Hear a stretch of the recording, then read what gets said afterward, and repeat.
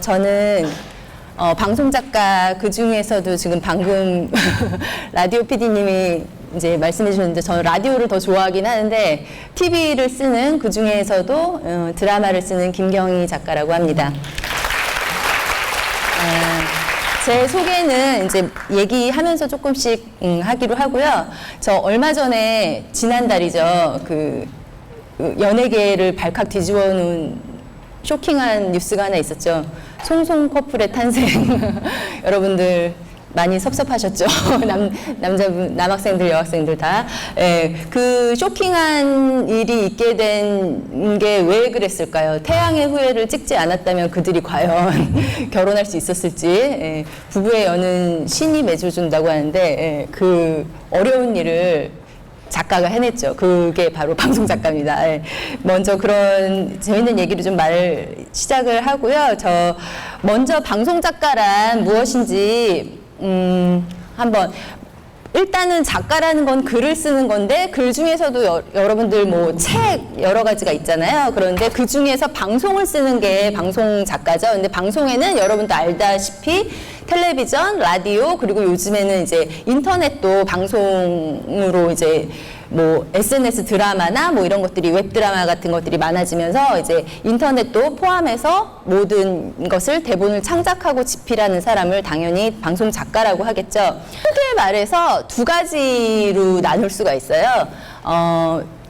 드라마랑 비드라마라고 하기도 하는데 이제 그거를 구성 작가님들은 싫어하셔서 이제 드라마를 쓰는 작가랑 구성 작가랑 이렇게 두 가지로 나뉘거든요. 그러니까 드라마는 여러분들 다 아는 것처럼 월화수목금토일 매일 우리나라는 드라마를 하죠. 아침 저녁으로. 예, 그거를 쓰는 작가를 드라마 작가라고 하고 구성 작가는 뭐가 있냐 하면은 지금 방금 PD님 말씀하신 것처럼 뭐 라디오 그리고 라디오 작가가 따로 있고 라디오 작가는 라디오 작가만 주로 하는 걸로 알고 있고요. 교양의 그러니까 시사 다큐멘터리 구성 작가를 다시 보면 다큐멘터리를 하는 작가들이 있어요.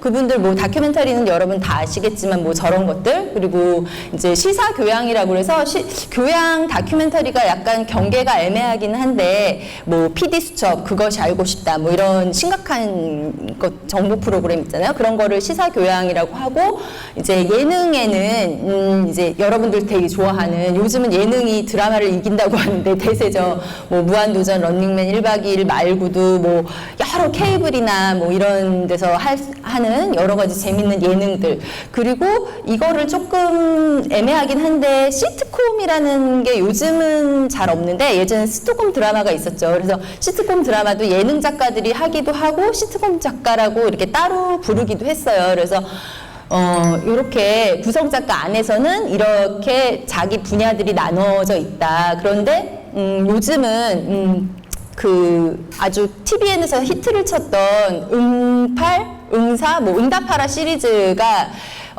그 작가들이 처음에 그 드라마 작가들이 아니었어요. 그리고 제가 알기로는 연출도 드라마 연출분이 하신 게 아니었는데 그 이제 시트콤을 하던 작가님들이 이제 모여서 재밌는 드라마를 우리가 한번 만들어 보자 그래서 빵 터진 거죠. 그래서 이제 드라마 작가들이 상당히 위협을 받고 있는데 그런 것처럼 이제는 예능 작가들이 이제 드라마를 쓰기도 하고 예, 그래요. 근데 드라마 작가들 아쉬운 거는 드라마 작가는 이렇게 왔다 갔다 이렇게 구성 작가들은 왔다 갔다 할 수가 있는데 드라마 작가는 드라마밖에 못 써요. 그러니까 다른 거 라디오 써라 뭐 예능 써라 그러면 못 써요.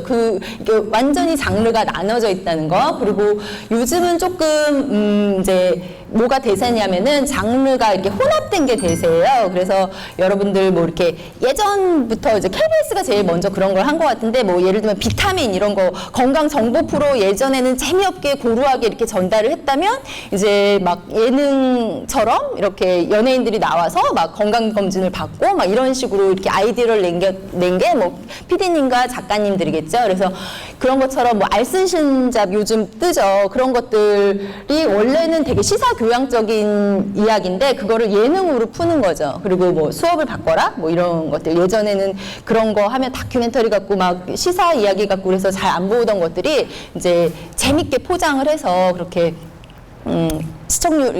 시청자들한테 더 친근하고 재밌게 다가가는 게 요즘 대세인 것 같아요. 그래서 이렇게 구성 작가는 이렇게 나뉜다고 볼 수가 있고요.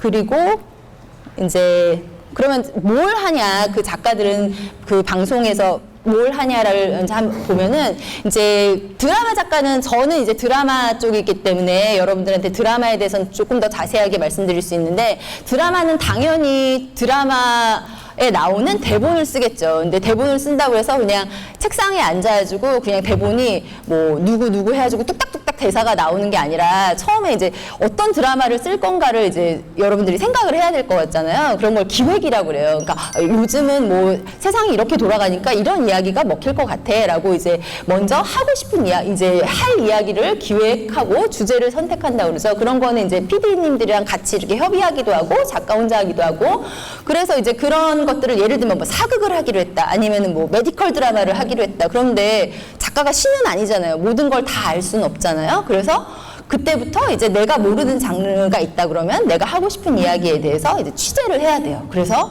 뭐 병원 드라마를 한다 그러면은 막 병원에서 며칠씩 막 숙식하는 작가들도 있고, 그리고 또 이제 의사들 만나서 내가 모르는 거, 뭐 수술은 어떻게 하나, 뭐 진상 환자들은 어떤 환자들이 있나, 이렇게 막 직접 인터뷰를 하기도 하고, 그리고 이제 그러다 보면은 이제 내가 생각하는 줄거리도 더 확실해지고, 이제 캐릭터들도 나오고, 그러면 이제 그때부터 이제 대본을 집필하게 되는 건 거죠. 그래서 이제 연출자님이 대본에 들어가기 전에 이제 배우들이 다 대본을 받아서 이제 그 드라마를 찍기 전까지의 모든 완벽한 대본을 이제 작가가 쓰는 건 거죠. 그래서 이런 어떤 뭐 그러니까 미니 시리즈나 긴 거나 뭐 사극이나 너무 이렇게 스케일이 큰 거는 당연히 이제 보조 작가라는 친구들이 있어서 그런 취재나 이렇게 자료 조사나 뭐 이런 것들은 도와주기도 해요. 예, 그래서 그렇게 그런 일들을 한다. 그리고 구성 작가는 이제 비슷해요. 그러니까 구성 작가도 여러분들 막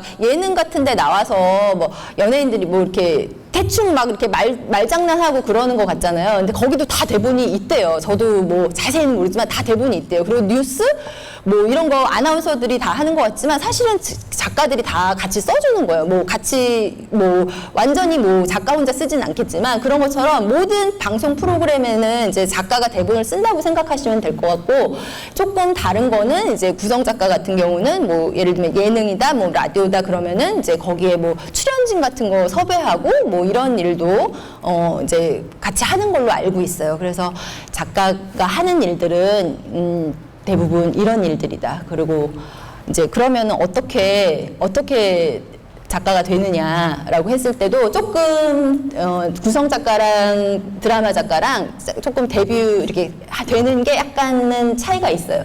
먼저 드라마 작가부터 말씀드리자면은 대부분 각 방송사에 해마다 공개 모집이 있어요. 극본 공모라고 해가지고 이제 극본을 받는 거예요. 그래서 그 드라마 작가로 데뷔하기 위한 그 습작생들한테는 그게 1년에 약간 고시 같은 분위기인 거예요. 그래서 막 1년 동안 그거를 준비를 해서 이제 지원을 하죠. 그래서 거기에서 이제 당선이 되면은 이제 내가 처음으로 어떻게 보면은 프로로서 데뷔를 할 수 있는 기회를 얻는 건 거죠. 그래서 또 더 많은 경우 같은 경우는 요즘 제작사나 방송국이 굉장히 제작사가 정말 많잖아요. 그래서 요즘 방송국에서 자체 제작을 별로 안 하고 외주라고 그래가지고 밖에 제작사에다 맞춰, 그러니까 어떻게 보면은 이렇게 주문식 이랑 똑같은 거예요. 그러니까 의뢰를 해요. 그럼 거기서 이제 외부 제작사에서 맞추는데, 외부 제작사에서는 항상 좋은 작가들을 찾고 있기 때문에 본인이 이렇게 공모나 어떤 메인 작가 밑에 있지 않더라도 좋은 작품을 쓰면 그렇게 어떻게 제출을 해서 기회가 되면은 데뷔를 하는 경우도 있습니다. 그리고 이제 구성 작가들 같은 경우는 여기도 마찬가지, 공개 채용은 항상 바늘이 좁은 것 같아요. 그러니까 수를 적게 뽑으니까. 근데 공개 채용이라는 게 있는 걸로 알고 있고, 아주 소수의 가끔. 그런데 이제 메인은 뭐냐면은 대부분은 이제 어떻게 보면은 구성 작가는 드라마 작가랑 약간 다르게 약간 이렇게 수년 연차식이에요. 그래서 말씀하신 것처럼 새끼 작가라는 게 있어서 제일 밑에 이제 들어가서 메인 작가 보조하면서 뭐 차심부름도 하고 뭐 복사도 하고 뭐 전화 섭외 업무도 하고 이렇게 하면서 메인 작가 밑에서 일을 배우는 거죠.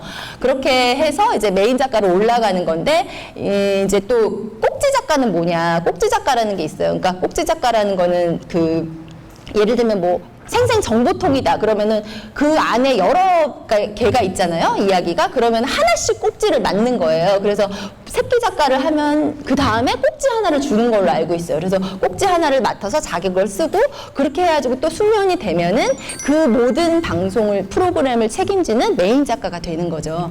이런 식으로 이제 데뷔 방법이 있습니다. 그리고 이제 그러면 이거를 어떻게 내가 어디서 가르쳐 주느냐, 무슨 과를 나와야 되느냐, 뭐 이런 궁금함이 되게 많으실 것 같은데, 사실은 이제 그 다음에 제가 방송 작가의 자질에 대해서 말씀드리려고 했는데, 뭐 특별한 자격 요건이 없어요. 작가라는 거는 이제 PD님은 다르게 어떤 뭐라 해야 되죠? 이렇게 시험도 보고 뭔가 스펙이 굉장히 좋으신 분들만 아주 한 해에 몇 명 조금씩만 뽑는데 작가는 사실 그런 게 사실 스펙이 필요 없는, 특히 드라마 작가는 더한 것 같아요. 그러니까 상관없는, 필요 없다기보다는 스펙과 상관없는 일인데 그러면 그런 걸 어디서 배우느냐 하면은 이제 그 교육기관이 있어요. 그래서 저희 작가협회, 한국방송작가협회 교육원이라 해서 대부분 이제 보면은 여기 출신이에요. 그러니까 거의 다른 교육기관이 여기에 눌려가지고 살아남지를 못하더라고요. 그래서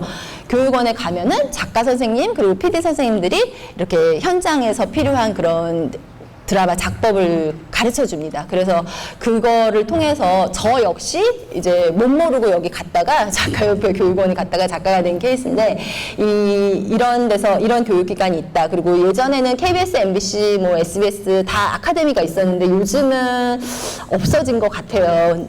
그리고 이제 드라마랑 시나리오는 사실 되게 비슷해요. 비슷한데 약간의 차이만 있는데 골자는 비슷하기 때문에 시나리오 스쿨에서 시나리오 배우신 분들이 이제 드라마 쓰기도 하세요. 그리고 그 외에 이제 뭐 개인이 하는 사설기관 같은 것도 있는 걸로 알고 있습니다. 그리고 제가 말씀드린 것처럼 보조작가도 작가협회 교육원 그리고 뭐 아카데미 이런 데가 있지만 대부분은 이제 그런 식으로 밑에 작가님 밑에 메인 작가님 밑에 들어가서 이렇게 일을 현장에서 배운다 그렇게 알고 있고요. 그리고 이제 그 다음에 방송 작가의 위상과 책임에 대해서 제가 좀 말씀드렸는데 이 그림을 왜 했냐면 이 그림 여러분들 아시죠? 이게 뭐죠? 얼마 전에 그 별그대 했을 때 중국에 치맥 열풍이 불었잖아요. 그래서 그분들이 막 엄청나게 한강에 막 물밀듯이 한번 치킨 먹으러 온 적이 있었어요. 중국 관광객들이, 단체 관광객들이. 그래서 그게 뉴스에 나기도 하고 그랬는데 제가 이 말씀을 이제 왜 드리냐면 방송 작가라 그러면 어디 가서 방송 작가라면 굉장히 사람들이 이렇게 호기심을 가지고 그리고 호감을 가지고 대하세요. 왜냐하면은 방송이라는 거는 우리한테 너무 가깝게 있기 때문에 그냥 사실 집에 TV 없는 사람 없죠. 라디오 없는 사람 없죠. 그리고 집에 들어가면 뭐부터예요? 그냥 리모컨 누르고 TV부터 켜잖아요. 그게 항상 우리 실시간에 굉장히 가깝게 있기 때문에 방송이라는 게 굉장히 큰 위력을 갖습니다. 그리고 그거를 쓰는 작가 또한 같이 어떻게 보면은 그런 위력을 갖게 되는 거죠. 그런데 이제 제가 말씀드리는 이 치맥을 그래서 농담 삼아 말씀드린 게 그 정도로 어떤 열풍이 있는 거예요. 만약에 이제 그 치맥을 하지 않았다면 중국에서 치맥을 먹을 일도 없었을 거고 그리고 치킨 회사에서도 박지윤 작가님한테 굉장히 감사해야 되지 않을까요? 그 치킨 판매량이 엄청 올라갔을 것 같은데 그런 식으로 영향력이 굉장히 크다는 거. 그 정도로 이제 어떤 방송이라는 게 굉장한 파워를 가진다. 그래서 그 파워만 가지는 게 제가 말씀드리고자 하는 게 아니라 그래서 책임이 굉장히 뒤따른다는 거죠. 그래서 내가 방송에 쓴 어떤 한마디 그리고 어떤 씬 그리고 어떤 인물의 어떤 행동 같은 것들이 특히 이제 여러분 같은 청소년들한테는 아직 어떤 판단력이 흐린 청소년들한테는 더 큰 영향을 줄 수도 있고 그렇기 때문에 굉장히 조심해야 되고 도덕적인 책임감과 어떤 그런 것들이 항상 있어야 된다라는 그 말씀을 좀 드리고 싶어서 말씀드렸습니다. 그리고 또 작가는 버릴 게 없다 그러죠. 그래서 특히 실패나 상처, 어떤 외로움 이런 남들한테 안 좋은 것들이 작가들한테는 자양분이 됩니다. 굉장히 큰 콘텐츠가 되고 에너지가 되기 때문에 만약에 내가 이런 걸 가지고 있다. 근데 작가가 되고 싶다 하는 분들은 용기 내시고 그래서 결론적으로 말씀드리면은 어떤 사람이 작가가 될 수 있느냐, 어떤 면들이 나의 작가가 되는 능력이 될 수 있느냐라고 하면은 저는 세상과 인간에 대한 관심과 애정이라고 생각을 해요. 그러면은 자기만의 이야기가 보일 거고 컨텐츠가 생길 것이다. 그런데 세상이 어떻게 돌아가든 남이 어떻게 살든 난 관심 없어. 컴퓨터 앞에서 난 글만 되게 잘 쓰니까 쓸 거야 라고 해서는 절대 작가가 좋은 작가가 될 수 없다라는 말씀을 드리고 싶고요. 마지막으로 여러분들 작가가 되고 싶은 분들 불가능한 꿈을 품어라. 그것이 바로 그대들의 대업. 이게 정도전에 나왔던 명대사라고 하더라고요. 그래서 여러분들도 제가 꿈꿨던 것처럼 불가능한 꿈을 품고 또 이루길 바라겠습니다. 감사합니다.